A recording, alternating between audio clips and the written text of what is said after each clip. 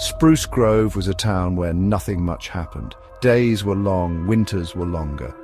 The biggest event was the annual Spruce Grove Fall Festival. This year, something different was brewing.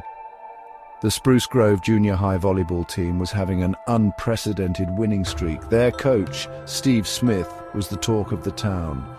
Steve was an unassuming man, quiet, dedicated. He had a way with the girls on his team. He pushed them hard. They responded with a fervor that was almost unsettling.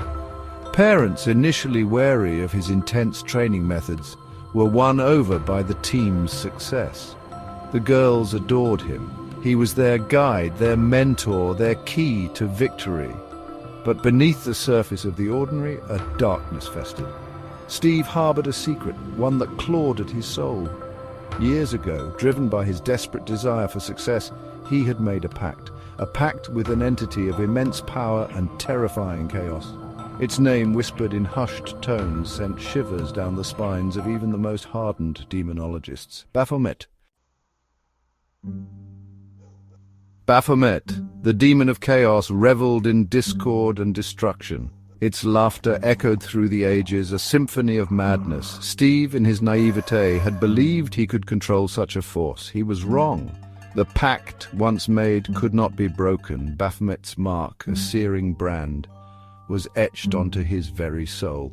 Every victory the team achieved, every point scored, fueled Baphomet's power. It fed off the energy of the cheering crowd, the girls' exertion, their unwavering trust in their coach. Steve was trapped.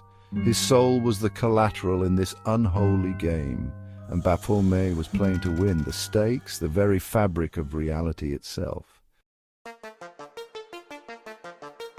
The team's training regimen became increasingly bizarre. Steve incorporated chants and movements that were eerily ritualistic.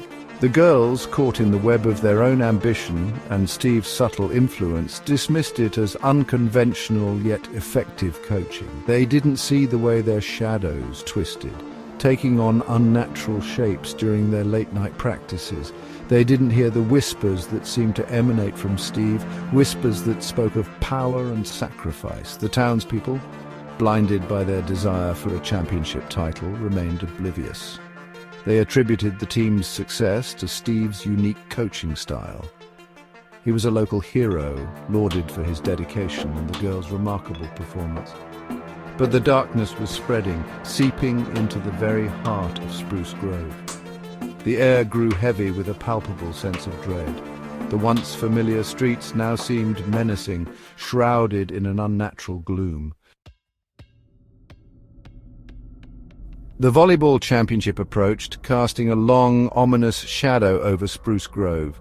The energy in the town was palpable, a mixture of excitement and an unexplainable unease.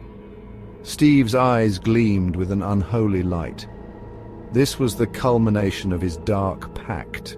The championship game, the portal, the moment when Spruce Grove would become an offering to Baphomet.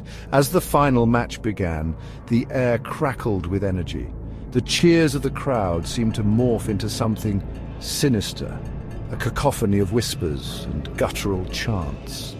The girls, their eyes glowing with an unnatural light, moved with inhuman speed and agility.